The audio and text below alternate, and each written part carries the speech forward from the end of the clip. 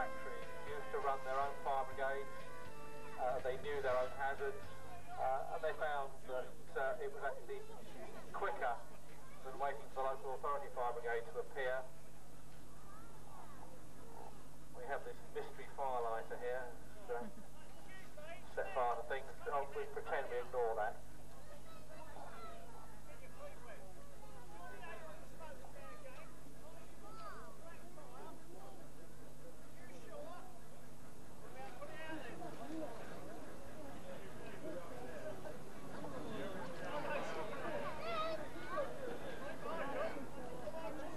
Seems to be some problem over who's going to put the fire out. I think the manager might actually try and demonstrate the fire extinguisher.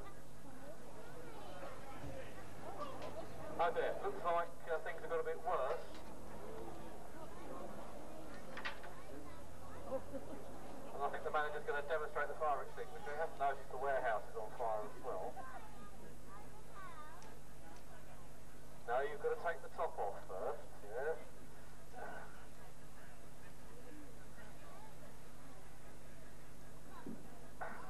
Looks like the manager's got a certain amount. Ah, right, that's...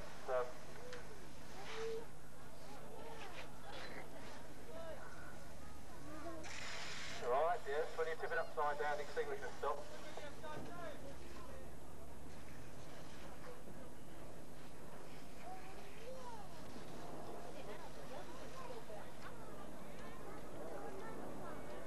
Well, yes, it's... Yeah, they've forgotten who the factory fireman is.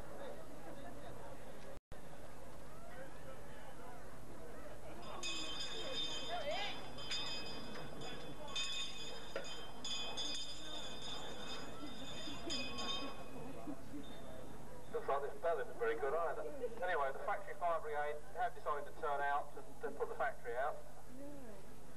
And the machine they'll be using, in fact, is a trailer-mounted fire pump. These are made in quite large quantities during the Second World War. Be towed behind taxis, assorted small Austin towing lorries. And many of them were actually adopted by factory fire brigades in the early 1950s. As a piece of useful equipment when they can get it moving. I have forgotten to get rid of the shock. This is, you know, it's a comedy drill. We always do comedy drills.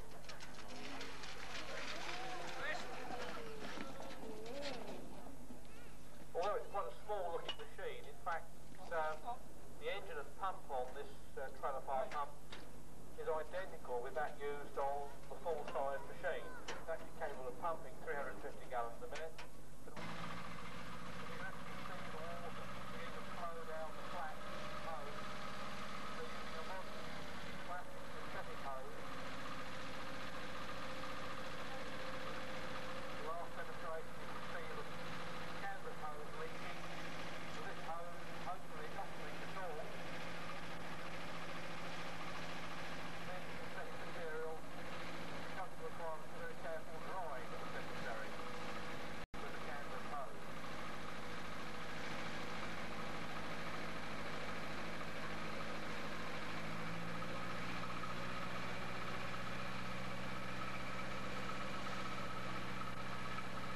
Obviously we're quite limited for our water supply here, so we can't necessarily project with these machines.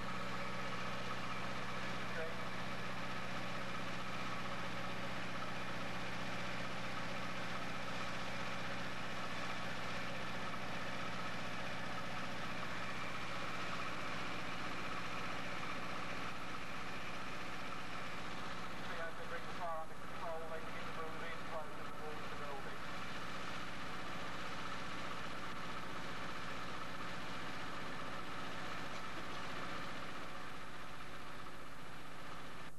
Before the war, the design for fire vehicles was outstanding, and after the Blitz, changes and improvements steadily increased. By the late 1970s, the introduction of the crew safety vehicle was produced by HCB Angus. This new design was a rigid steel tubular framework to protect the crew in the event of a rollover in an accident. This provided very effective until another company, Dennis of Guildford, founded in 1895, produced a series of appliances one of their designs powered by a Rolls-Royce engine, where during the next 10 years many of these models were produced, functioning throughout many of UK fire brigades. This vehicle was being considered a classic among many enthusiasts. Many other manufacturers began to produce competitive models. However, most dropped out from the industry. The company Merryweather Limited, considered one of the most prominent pioneers of the pre-war fire equipment, moved all their staff and equipment to new workshops in Devon. But eventually, production ceased after 293 years of pump production. Today, the fire service is far more sophisticated and organized. Although ladders have been used since early fighting days, today we have hydraulic ladders and aerial platforms which can raise over 100 feet as a rescue device. The Bronto Skylift is an aerial platform which is the most prominent of its design, being fitted to most Volvo or Scania designed vehicles.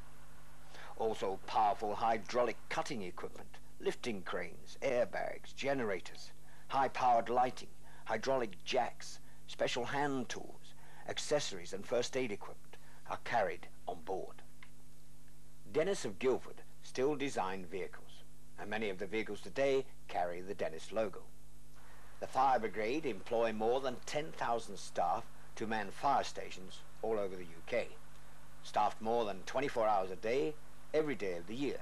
Not only do the fire service respond to fires, but they also provide a rescue service to people often involved in car crashes or people trapped in obscure places, and they support the other emergency services.